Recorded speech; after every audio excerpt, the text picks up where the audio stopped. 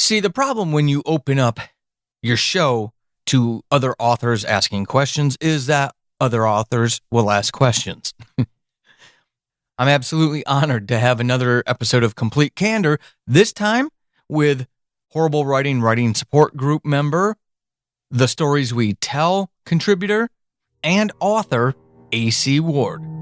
That will never work. You can't push us. Seriously? Don't. Oh my God, that's the other thing to do. That's bad. You probably should find other hobbies. You ever learn to spell? Stop. Be happy. Well, you don't. Don't bother. I've seen better papers. Do you really want to? And my third grade. Give it up.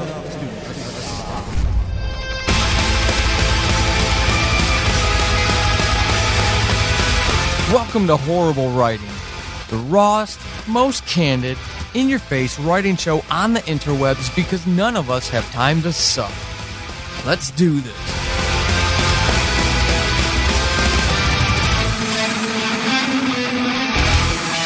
Hey everybody, Paul Sading, your host. Welcome to episode 95 of Horrible Writing. I hope this finds you well. I'm recording this episode at the end of June. You won't hear it until the middle of July, but it's still summertime, at least those of us on the top of the world. Nice and cold for those of you on the bottom of the world. Or comfortably cold, I should say. I hope. So, I opened this up with Dawn Pizzo a few episodes ago. This was her idea to do something like this in this format, and I think it's a wonderful idea. I offered it to you all, the community. Don't be shy. That offer still stands.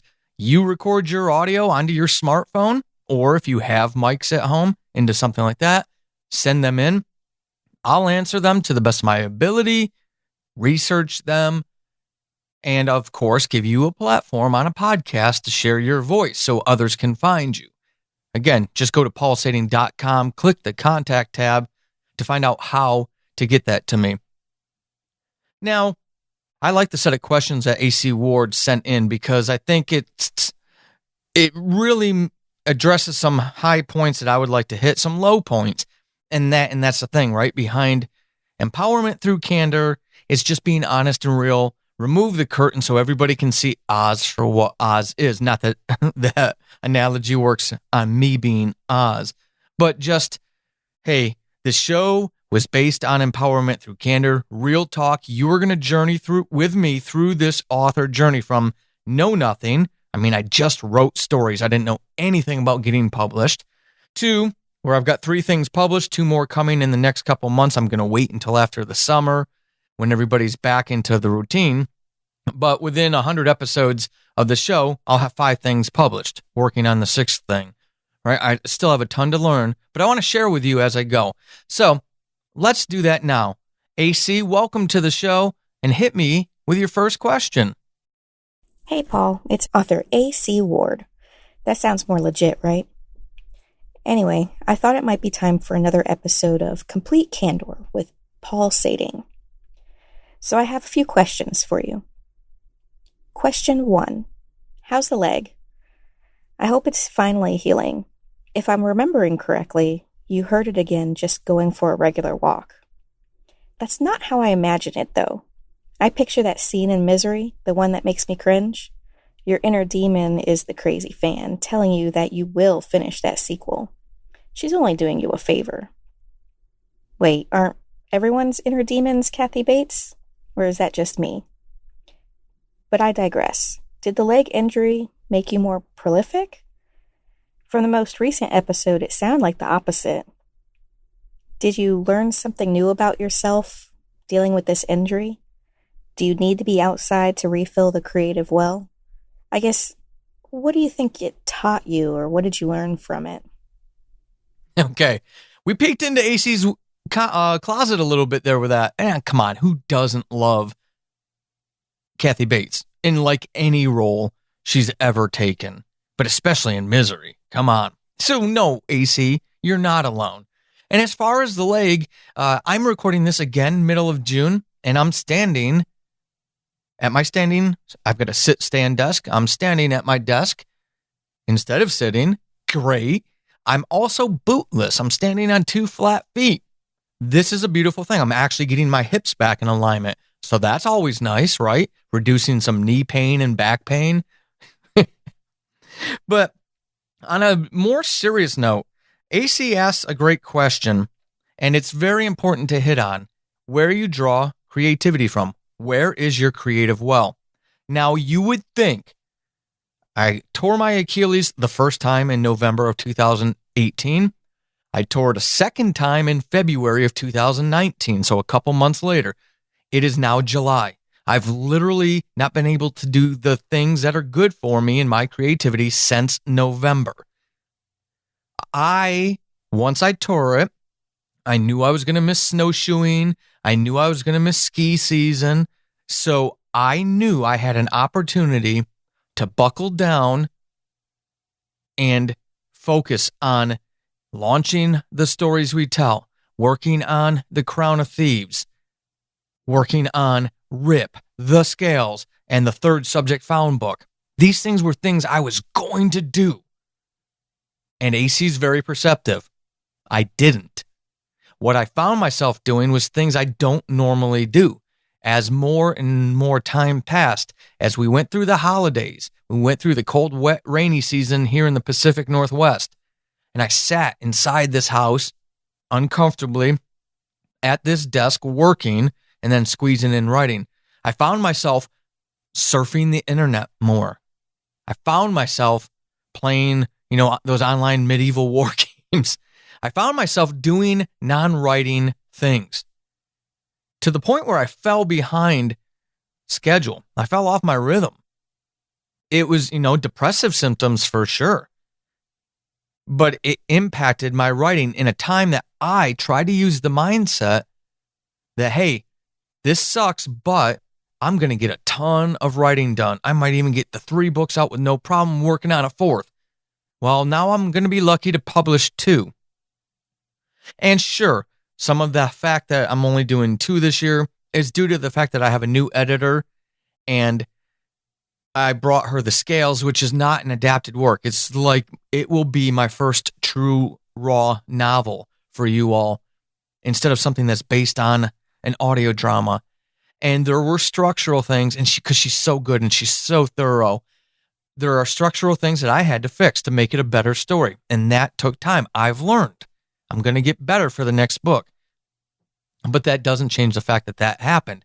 But I could have got that done earlier, or I could have had Rip done earlier and was now working on that third subject found book. And I didn't. And it's because my creative well had run dry. The things that I used to re-energize, reinvigorate, inspire, reignite that creativity, being the physical things, were gone. I couldn't do them. I couldn't snowshoe. I couldn't ski. I couldn't even get out and drive until I found these cool little pedal manipulators to use. So I couldn't do the things that would help me be creative, and I didn't have a fallback plan. So I did have a setback this year. Now, the sun's still going to come up tomorrow if I publish 2, 0, or 20. So I don't take these things too seriously, but it is a learning point for me, so hopefully it is a learning point for you as well. Where do you draw your creative inspiration and energy from?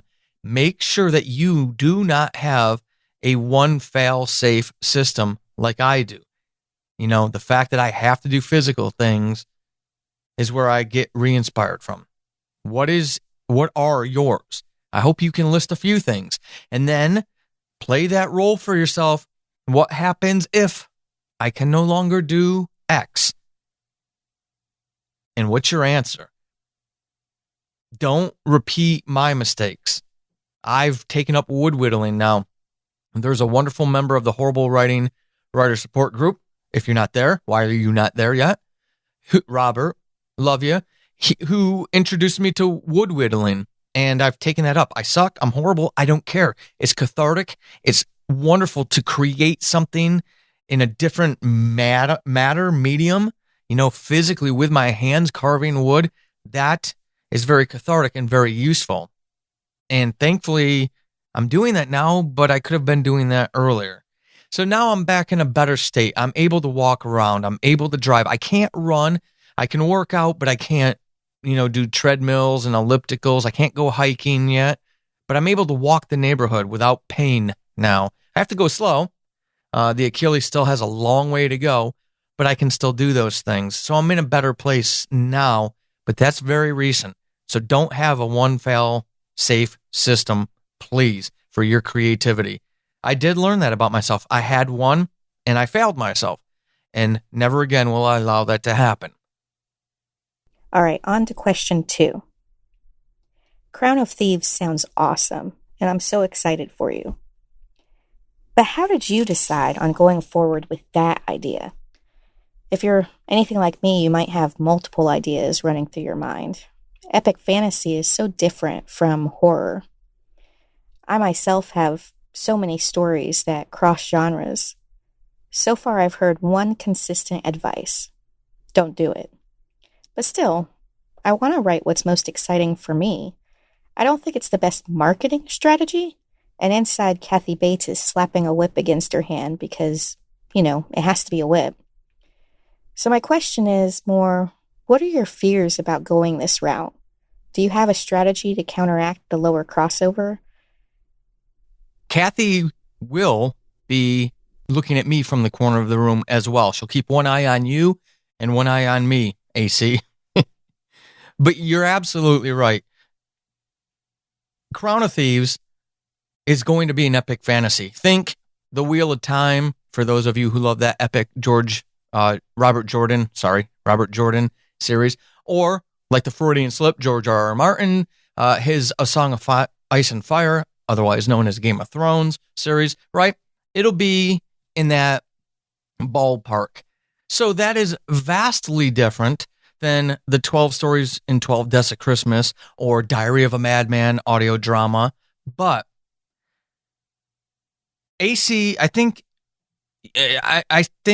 you understand this. I feel that you and I have a lot of conversations in the Horrible Writing Writer Support Group. Why aren't you there yet? And it's an important conversation to have. But where I want to start is kind of backing the train up a little bit. Every single Monday in that support group, I ask the group what your goals are, and I ask them to write them as SMART goals. We do short term for the week, but you can do SMART goal setting for a week, a month, a year, 5 years, right? 10-year plan. You can do that with your SMART goal setting. And I ask them to do that every Monday to get in the habit of doing that, because it's literally that important. It will drive everything. And when people fall out of love with writing and they get stressed and mad and depressed from it, I argue that's because their behaviors are not matching their goals. That's why. Maybe they haven't even taken the time to establish goals. That's a huge problem, folks. If you're going to do this, if you're serious about writing, whether it's books, comic books, a memoir, a book of poetry, or a volumes of poetry, or audio dramas, the first thing you have to define are your goals. What is your aim? Now, I have those short, medium, and long-term goals. The long-term goal is that I'm going to be able to support myself through my writing, my creative ventures. That's a ways off and may never be achieved, but it's still a goal. It's still something I'm going to work toward. Now, how am I going to get there? Well, by publishing a lot. Definitely. But one of the key indicators, one of the trends, the key trends, if you will, for an independent, someone like me, and most likely someone like you listening to this, and definitely AC, she and I are in the same kind of boat, is series. You have to write series. If the financial aspect of that, financial independence, to be able to write full time, unless you're one of the very, very, very few people who happens to hit it out of the ballpark with that one novel, as an indie, you need to be writing series. So, For me to reach my long-term goal of financial independence based on creative endeavors, I have to be able to do that through my writing. How can I do that? Well, I've got to write a series. So I had a decision to make. Can I write horror series? Well, there's not a whole lot of them out there, or is there? And I'm not necessarily inspired. I don't think horror works over a series. Could I do it suspense thriller? Nah, maybe. There may be some future news about a Who Killed Julie. If those of you who don't know, that's an audio drama, 7 episodes out there. You can go find them. But there's a series that I have for that. That's more of like a crime suspense. So I could, but that creative spark isn't there beyond the first and second book for that. So that's something that I'm still allowing to germinate. So I can easily eliminate those two things. Now, what does that leave me with? It leaves me with the Subject Found series, and I have a nice foundation. I get tens of thousands of downloads of that podcast still to this day, June 2019, and there's just the 2 full seasons, so 20-something episodes out there. But I still get those downloads, so it has a nice foundation. Rip is going to be the second novel in that series. I already have the 3rd season script written. It needs to be adapted to a novel, which is what I'm going to work on once Rip and the Scales are packaged and ready to be published or published. So I have I have a series, the Subject Found series, but it's an anthology, really, because book 1 is about Bigfoot. Book 2 is about that other character. I don't want to say anything because spoiler alerts if I were to tell you what happens, right? So you got to go check out the audio drama, or more preferably to me to help me out, buy the novel when it comes out. So an anthologized series, how well do those sell? How much read through is there? I've been doing research and I can't find a definitive, repeatable evidence base for commercial success for those. And to be honest, Empowerment Through Candor, Chasing the Demon isn't a strong series lead, the first book in a series. I just this week finished the audiobook, recording the audiobook for it. And let's just put it this way. I can tell how much I've grown as a writer based on recording that. I'm not going to go back and fix that book and republish it. No. Looking forward, moving forward, always. I'm not turning back. The things behind me have already happened. I keep journeying forward. I hope many of you do as well when it comes to this stuff, instead of always going back. Unless, of course, your goal is to publish a thing that is the most perfect piece of literature you could put out there, then that's fine. My goal is not. My goal, again, financial independence. So looking backwards is not going to help me achieve that. So understanding that it's a series anthology and that lead book, because it says book 1 of Subject Found series on it, is not my best writing because it's my first book. I had my choices narrowed down even more, right? So from horror and thriller, not going to do it. Not inspired to do a Who Killed Julie series yet, though I'm very excited to. And then understanding I do have a series and I do have an established large audience for it. I can keep doing that, but there's no empirical evidence, repeatable, validated evidence that shows me it would be financially stable enough to help me reach my goals. So, as you can see, I start a process of elimination, and that leads me to what has always been my first love, which is epic medieval fantasy. I like a lot of fantasy, but some of it gets a little too fantastical for my tastes. And they always say, a lot of successful authors always write something that's successful, and they weren't doing it for the success. They were writing a story because they weren't seeing it in the public space. They weren't seeing that book out there, so they went and did it. So this kind of ties in a long way the entire answer back to you, AC, and why I'm doing Crown of Thieves, which is a diversion from horror and thriller and dark suspense, which I have been doing. And that's because, one, epic fantasy is my first love by a long shot. I love it more than horror by a long shot. And then anybody who knows about fantasy knows that epic fantasy converts very well into a series. Very well. The patrons of this show, of any of my podcasts, if you're a patron of any of my podcasts, it all goes to one place, patreon.com/pulsating. You can hear the first episode of the Crown of Thieves audio drama. And what that is a prequel to the actual novel series. So I'm already dabbling in that world and in that story. The novels will come after that as well. Or I imagine that audio drama might be around even while the novels are out.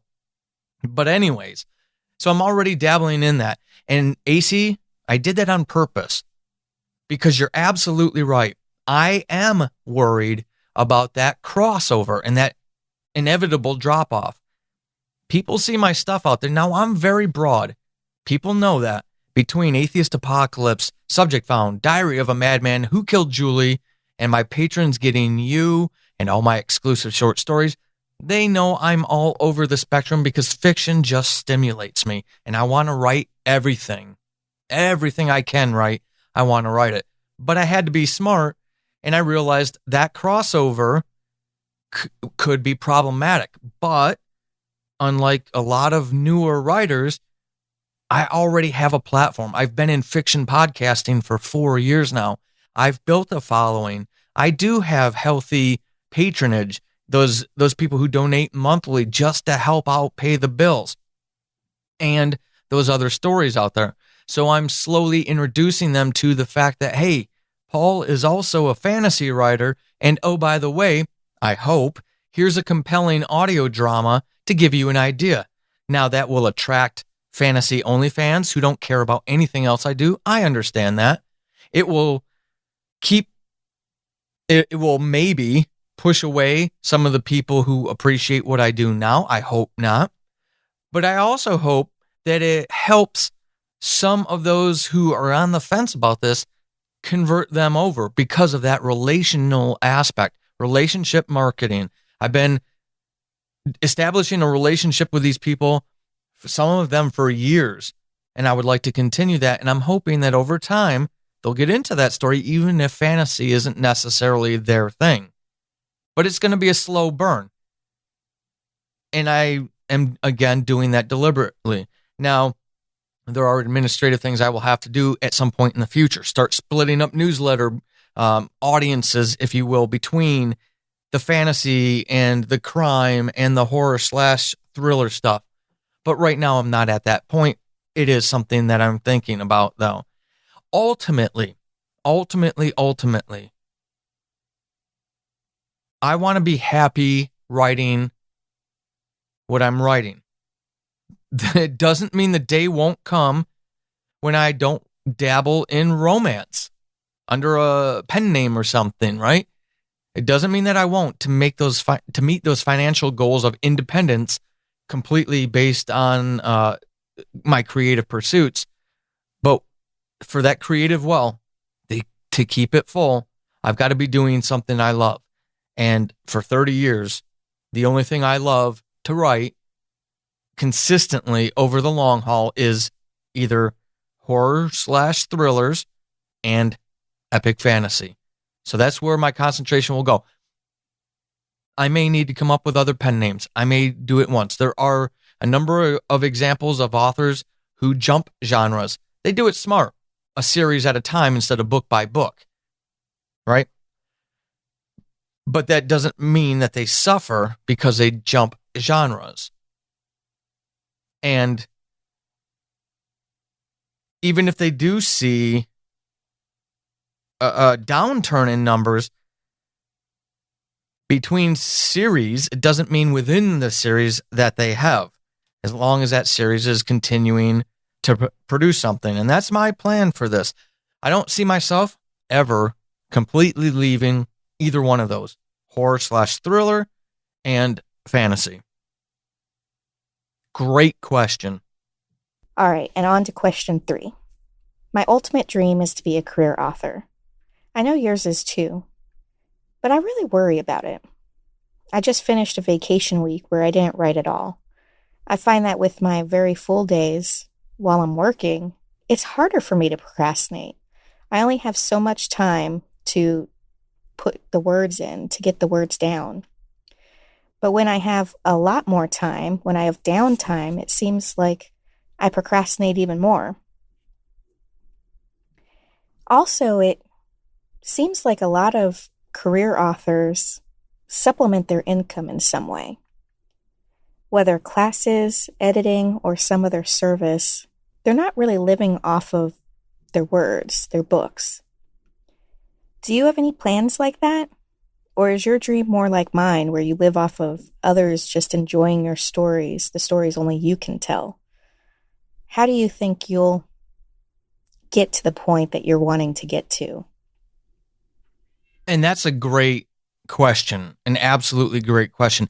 So depending on where you are in your goals, setting up your goals, envisioning your goals, this may or may not be applicable to you, but I would encourage you, those of you who aren't interested in becoming a full-time writer one day, right? Whatever that means to you, I would still encourage you to not unplug from this, because I think it's an important question to answer, because your goals may change, conditions may change for you. So I would encourage all of you to entertain it and not just unplug because you don't think that it applies to you, because it may not now, but it may someday. So an interesting and timely question, AC. I just read a book, and now I'm not into self-help stuff normally, but again, I'm making audiobooks for my books until I can afford a professional narrator. I've got the gear here. You can tell by this podcast that the sound is just as good as a professional studio when it comes to this kind of stuff. So I figured, hey, I need to study audiobooks to see if this is even something I can do. And so I went to Audible and I got the 30-day free trial, and they give you 2 credits. And I got Game of Thrones, of course, because I want to hear what epic fantasy audiobooks sound like in the marketplace. But then I got a book that looked interesting because I heard about the first book in this author's lineup. Now, there is an expletive in it, so if you've got sensitive ears, be ready. But it's called Stop Doing That Shit. And I had heard about his prior book, and I thought, okay, this one sounds interesting. I'm going to give it a try. And I mention all of this, one, to show you how far ahead I start preparing things for what I want, right? Remember what I said earlier about that financial independence is a long-term goal. Well, one of the ways I'm going to get there is through audio. And if I'm going to get into the audio space, which I already am, because Novel Idea to Podcast, How to Sell More Books Through Podcasting, is actually an audiobook as well. But in addition to that, I need to get into the audio space. Audio sells well, and the gross on it is remarkable compared to an ebook or a paperback. So I want to get into the audio space, and audio space is the fastest growing space there is for us writers. We need to be in audio space. So one, it was a research reason, but 2, for you, AC, directly to you and my poor physical therapy guy that I talked to yesterday, and anybody else who says this, empowerment through candor, right? I can't be anything but straight with all of you. And as someone who used to work in the behavioral health field, I also want to say this. I want to kick your crutch out. And I don't do this disrespectfully or antagonistically, but I do this because you are the people I serve. The Horrible Writing family is who I am here for. And sometimes, like good uncle advice, you just have to say it straight, right? So there's no such thing as procrastination, which is what this guy in Stop Doing That Shit argues. And I liked his theory because it's something I believe as well. There's no such thing as it. In his book, he said procrastination is just an action. It's a behavior. He likens it to pooping. He said, we all poop. We don't walk around telling people that we're poopers, right?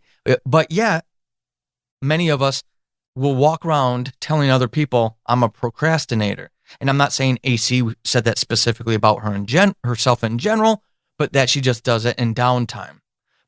So I want to address everybody with this question. If you use those words, I am a procrastinator, stop. It's a crutch. It's something that we do to ourselves to help ourselves feel better, not doing something we know we should be doing for ourselves. Remember when I said people get unhappy about writing? It's because their goals and their behaviors aren't lining up. Well, telling people that we're procrastinators is a subconscious mental defense mechanism to help us make that adjustment. Goals, behaviors not matching. Oh, wait, I'm a procrastinator. Boom. That helps bring behaviors on a level playing field with goals. It's dishonest to do to yourself. It's a bad behavior. So there is no such thing as procrastination. There's just people not doing, period. So do. Now, how do you do? Well, how do you do? That depends on you.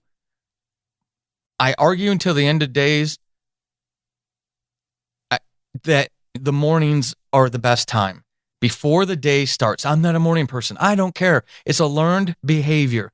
Get up earlier. You will, over time, you have to give any behavior change at least 30 days of daily implementation. You have to do a certain thing 30 days in a row to even start laying the foundation to change your permanent behaviors. Get up earlier before the family is up and write before you do anything else, because once everything else starts, boom, it's gone. Do the most important thing first. So if your goal is to be a life writer, that's what you're going to do for a living, is write, then writing is the most important thing you can do. You can't reach that success until you have stuff and lots of stuff out there. So you've got to write. It should be the most important thing you do. Now, if that means that kids get up at 6, then you get up at 4:45. It sucks. Yeah, I know it sucks. Oh, well. What is your goal?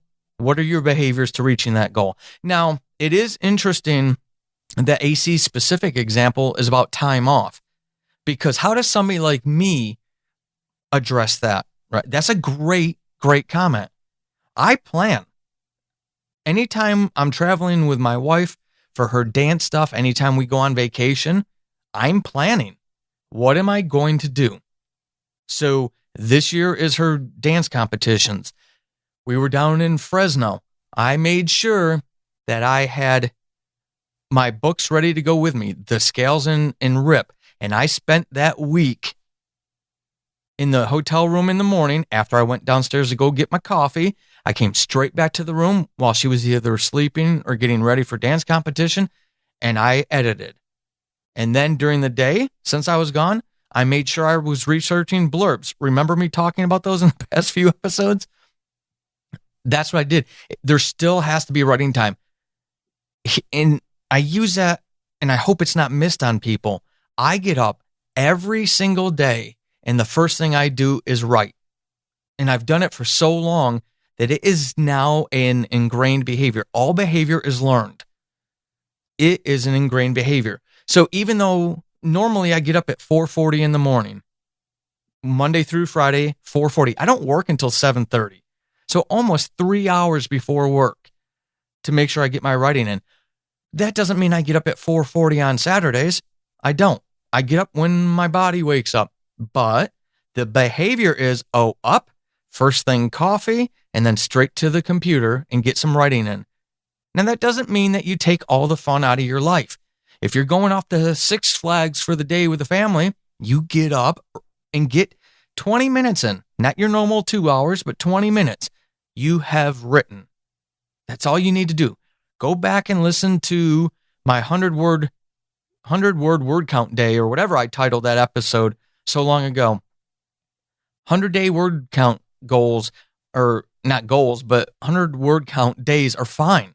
If your behavior, your goal is to write every day, which it should be, because if you're serious about this, these are the things you need to do, then even writing 100 words, which most of us can do in less than 10 minutes, is still okay. And then you go off and you have that time. You're on vacation at the beach. You still have that time. Folks, I go camping in the Pacific Northwest. There is no internet signal.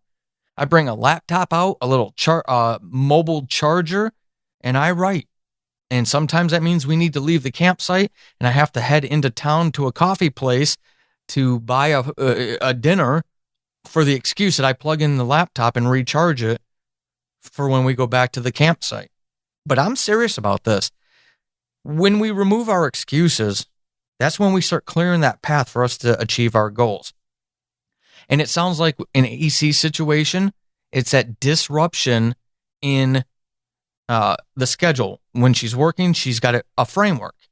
But when she's off, that framework is removed because the requirements of real life, a job and family, are a lot looser now. And coming with that looseness is the lack of immediacy. We unplug from that structure of life and we forget how terminal life is. None of us are going to live forever. You only have so much time, and tomorrow's never guaranteed. It isn't.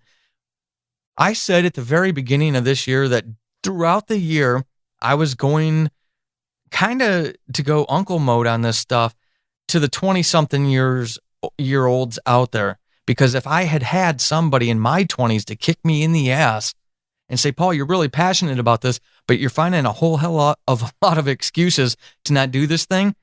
If it was somebody I had a relationship with, I believe my eyes would have been opened. And I wouldn't have waited until my 30s to start writing again because I had all these reasons why I couldn't. I could.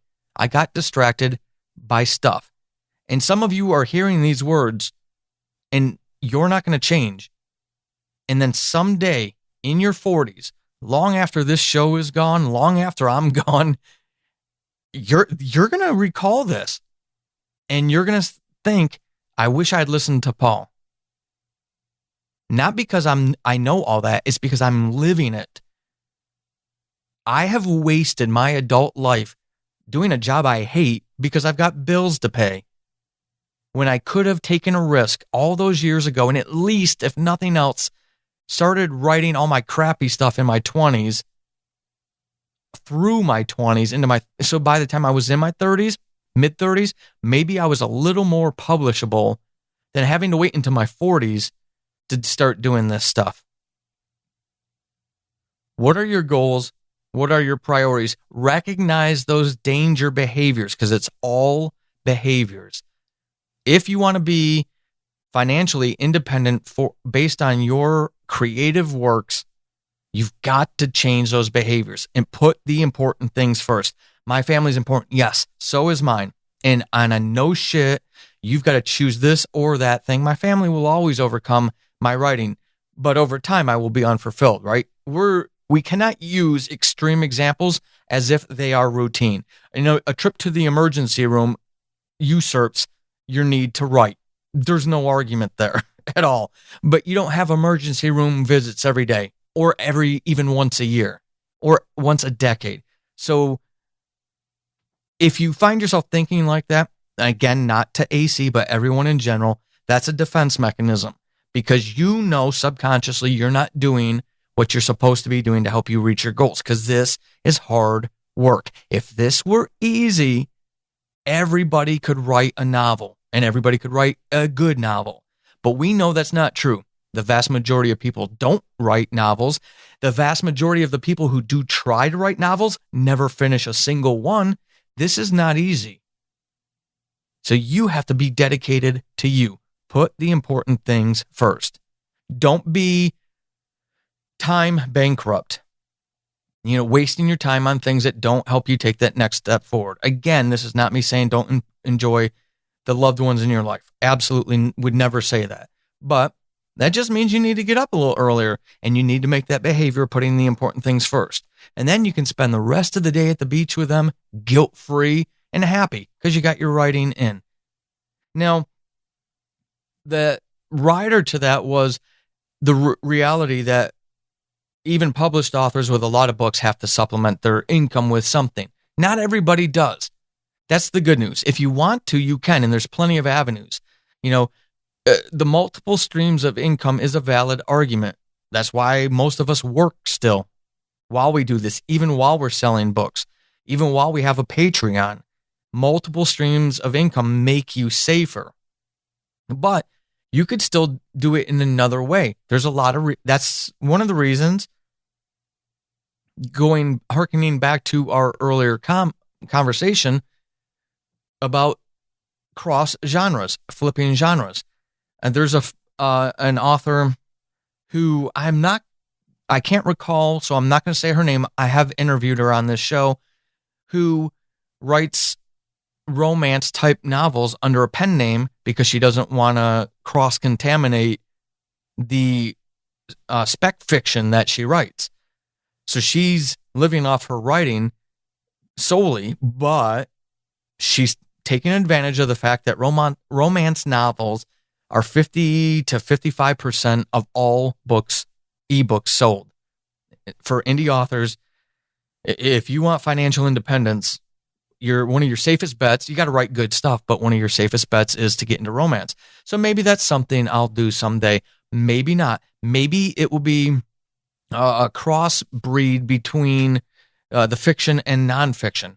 I have been a leader in leadership positions, and I teach leadership. I've been a leader for 30 years-ish, and I've been teaching leadership for almost 10 years straight. There's a lot of concepts that I have developed over those 10 years, thousands of managers that I've instructed, where I've got a billion stories. I might not do classes and seminars and things like that. I may just come up with a branch of pulsating and write nonfiction leadership stuff, which sells very well, especially with the voice that I have for it and the book ideas I have for leadership. But so that's a question I can't answer yet, but you do have to have multiple avenues. What are those multiple avenues? Only you can answer that. Keep your ear to the ground. Think about the future. Anticipate what's coming. Don't live just in today, but also picture what's going to happen when. All this self-driving cars. If we're not driving, how much more time do we have sitting in our cars? What are we going to be doing with that time? Where can you, the creative, meet that consumer in their car? What technologies would be there? Right? These are things to be thinking about. How can you place yourself? But yeah, I definitely agree, AC. I think you can do it based solely on writing. I believe that's what I'm going to do for that financial independence. I don't see myself teaching again, instructional courses and whatnot. I may someday. I don't know. But that's not the plan right now. I remain flexible because flexibility is key. But I think there's different ways that we can do it. I don't think there's a one fit solution. Another outstanding question. And that's all of my questions. Thanks so much and keep being epic. This has been author AC Ward. If you want to reach me, I'm AC Ward on Instagram and Facebook. Or you can check out my website, wardabooks.com, or email me directly at wardabooks@gmail.com. Thank you. That's it for this episode. And I want to thank you all. That may have been a harder episode for some of you to hear, but it is called Complete Candor. And I believe in empowering people through candor, being real. I'm not saying I have all the answers. I don't know your specific situation. I do know that I've led people for nearly 30 years, and I've talked to thousands upon thousands of supervisors of people. I've been in behavior management. I understand the mental health side of it, the behavior side of it. We are our own worst enemies. We make a lot of excuses, and we don't recognize when our defense mechanisms kick in. So if you had a strong reaction to this episode, I would ask you to think about that. There's something in there. What are your goals, and what are you doing and not doing to meet those goals? That's the big lesson from this episode. I want to thank AC Ward. She was absolutely an amazing guest. If you have not heard her, that means you're not listening to the stories we tell. I'm going to urge you, check out that show. It is a fun, once a month show that those of us in the Horrible Writing Writer Support Group on Facebook, if you're not there, why aren't you there yet, do when we have our monthly writing challenges. We pick some stories, they get put into a podcast form, and AC has appeared a number of times. She's a great person, a great author, and a great human to have in that group. I'm absolutely grateful for our relationship. If you want to follow AC, go over to wardabooks.com. That's WARDABOOKS.com. But you can also find her on Facebook at Ward A Books, on Instagram under the name AC Ward, and you can reach her via email at wardabooks@gmail.com. I hope this episode has been beneficial to everyone, regardless of where you fall on this and how you react to it. Maybe it is a kick in the shins that you needed. I hope for those of you who need that, it is. I hope it reinforces those of you who are making those hard behavior changes to continue on that path. It's not easy, but it's needed. Great job. I hope it was inspiring. We've only got a couple more episodes till episode 100. I'm so thrilled, and I am so excited to actually share that all with you when we get to that. It's just something about going into triple digits. Don't judge me. Until episode 96, keep being epic. This has been Horrible Writing, and hopefully after this episode, you suck less than you did at the beginning. I am Paul Sading, your host extraordinaire. You can find me over on the Twitterverse at Writing Horrible and over at paulsading.com/horrible-writing. Until next time, suck less.